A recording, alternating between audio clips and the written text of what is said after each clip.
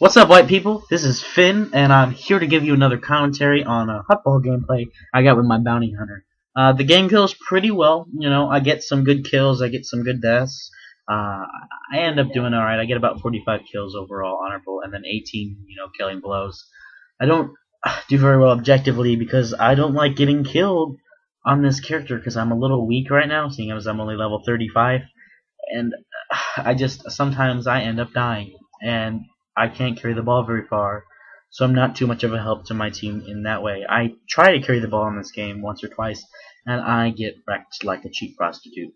So, I wanted to talk about a few things in this video. First, there was a survey that came out of China the other week or so that shows more people are switching to not a normal, like a normal non-hardcore mode of gaming. So like more people are switching over to playing your cheap iPad apps and your cheap phone app games like Angry Birds and Temple Run instead of playing MMOs and playing FPS shooters, because these mobile gaming platforms are becoming a lot more versatile. Instead, you get sorry, I'm a little sick, but you get people who want to just play a quick little game while they're sitting on the pot, and they choose these little iPad games.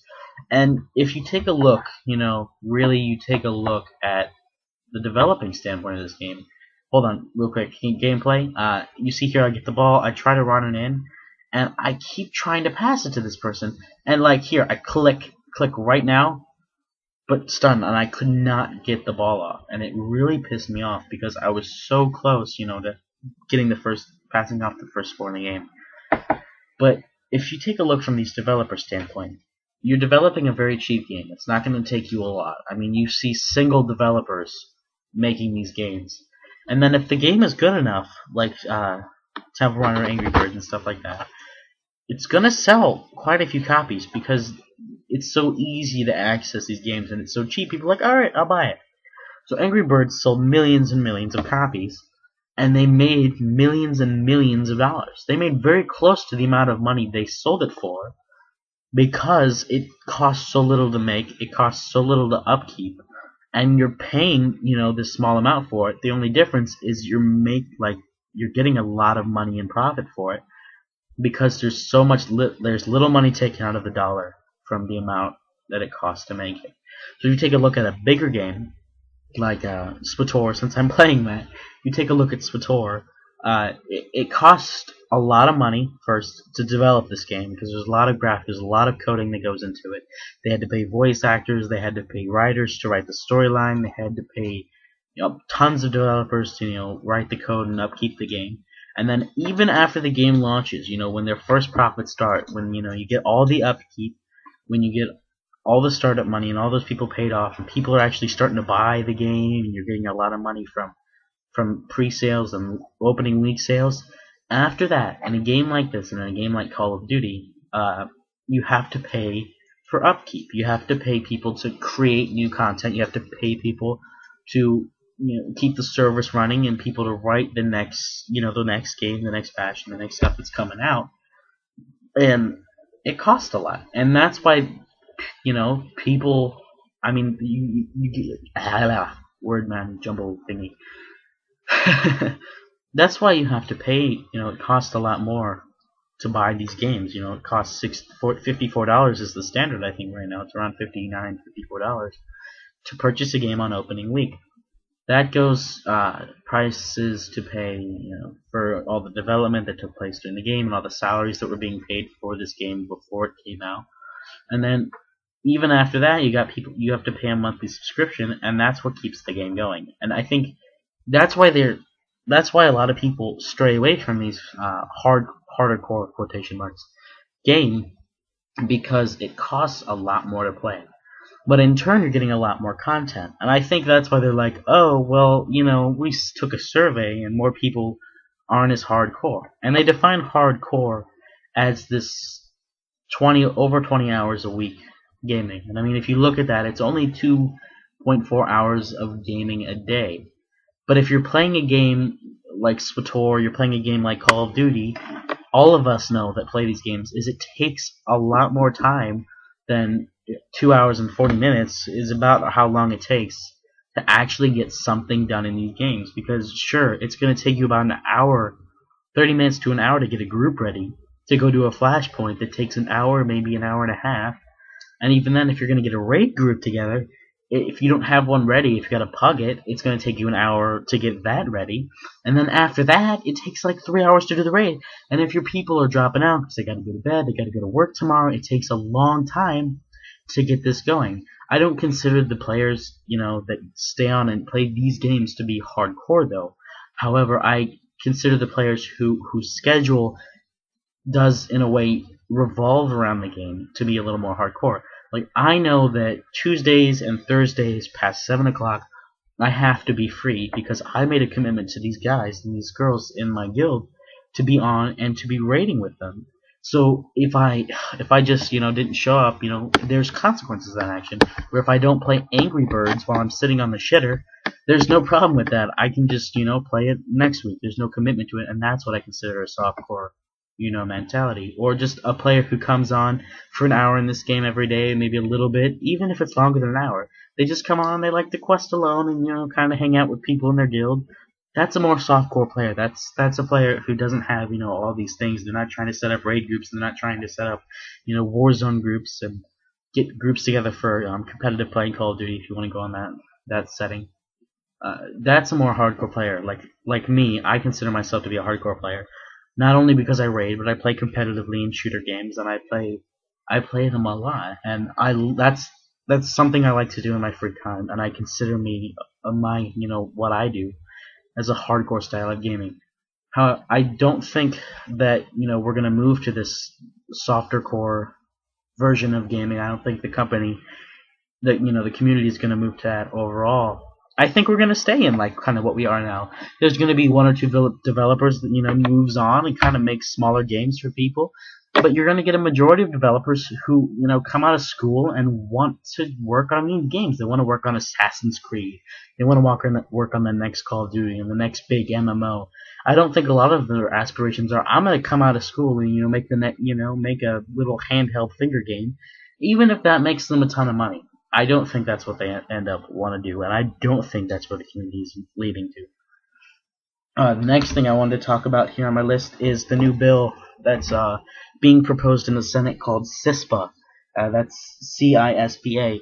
Basically, as a quick overall of what that bill is going to be doing, it's going to be limiting your freedoms in a way on the internet because everything is going to end up being monitored. So, kind of like what SOPA did, except everything is going to be monitored. They're going to know what you're doing, and they're going to be able to access these records. The law enforcement and the FBI and Interpol are going to be able to access these records very easily because a judge, look at it, a judge isn't honestly going to care, and the subpoena isn't going to be hard to file and get. Now I like the bill and I don't like the bill. I like the bill because I feel on the internet, it's got the same laws in a way as if you're on the street. You steal something, you probably should go to jail for it. If they catch you, you should probably go to jail.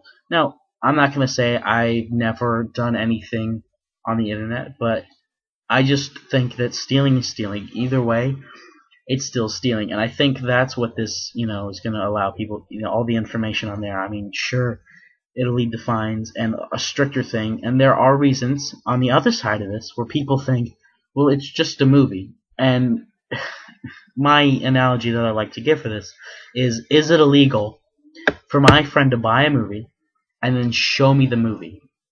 That's as long as you're not making money on the product. And I think there's actually a law that says you're allowed to use copyrighted material as long as you are not making money on the product. So I buy a leaf blower, alright? I use the leaf blower, and the company charges me every time I use the leaf blower. That's kind of like what paying royalties on music is for, like YouTube does now at the Warner's Music Association. Every time if you're going to use music, like copyrighted music, like Skrillex and Red Hot Chili Peppers and stuff that's copyrighted, you have to pay the royalty, and the royalty on these is extremely expensive.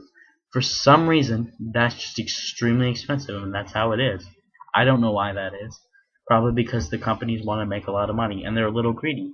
But I don't think that we shouldn't be allowed to use this music, on our gameplays and on our videos if we're not making any money. Now, I understand, however, if you are making money on somebody else's thing, but even then, it's just music. My personal opinion on it is, if you're creating music or you're creating something for the public ear, it shouldn't be because you want to become famous. It shouldn't be because you want to be some rich bastard. It should be because you want to get your message out there. And I know many famous artists have said, I don't honestly care that people are using my music. I'm just glad that people are listening to my music. The people who really care about this are the record companies and the lobbyists that these record companies have hired to be in office, and those are the only people that care. I mean, that's along the lines of SOPA, though, and what that was trying to do. But even with the music and all this regulation over the internet and all this regulation and all, that's like saying I should pay $2.49 every time I play a fucking song in my life. Sooner or later, that's what it's going to come to if you're going to put this regulation down so hard. I mean, if I buy a song, I should be allowed to use it. If I buy, you get a stereo, you go into the center of town, you pop in a CD, and you play it for the majority to listen to, and say you play it before you're going to do a show or a trick that people paid to see.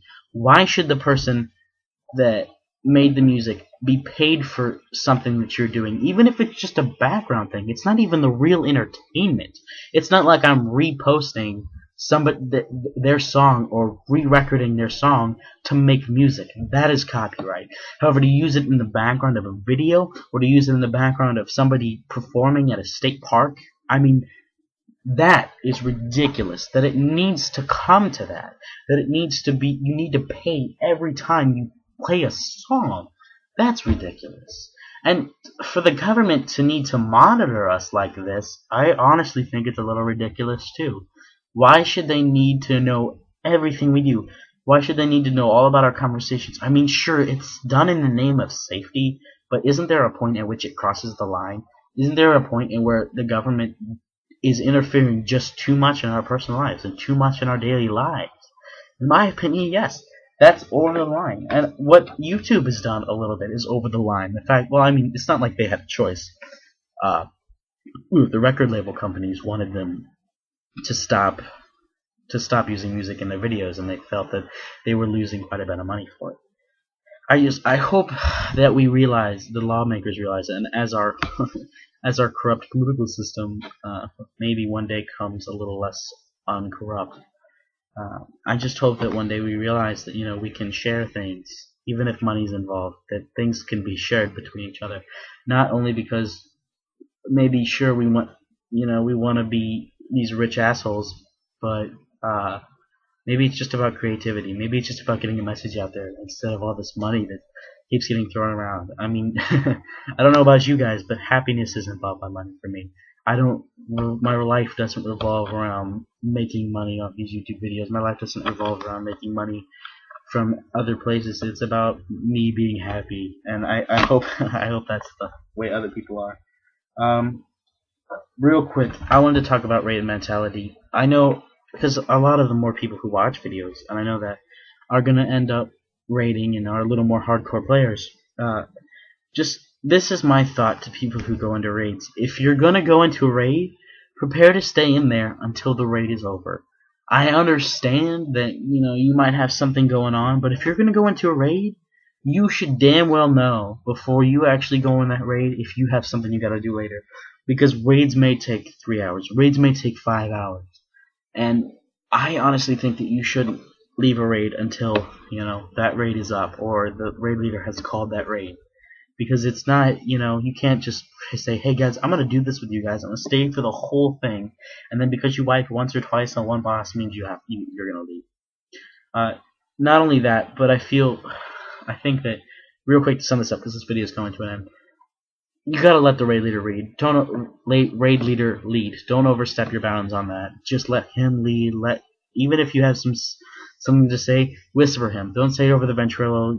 Just let the raid leader do it. Because if you have too many authoritative figures, nobody's gonna be able to listen, and it's just gonna turn into chaos.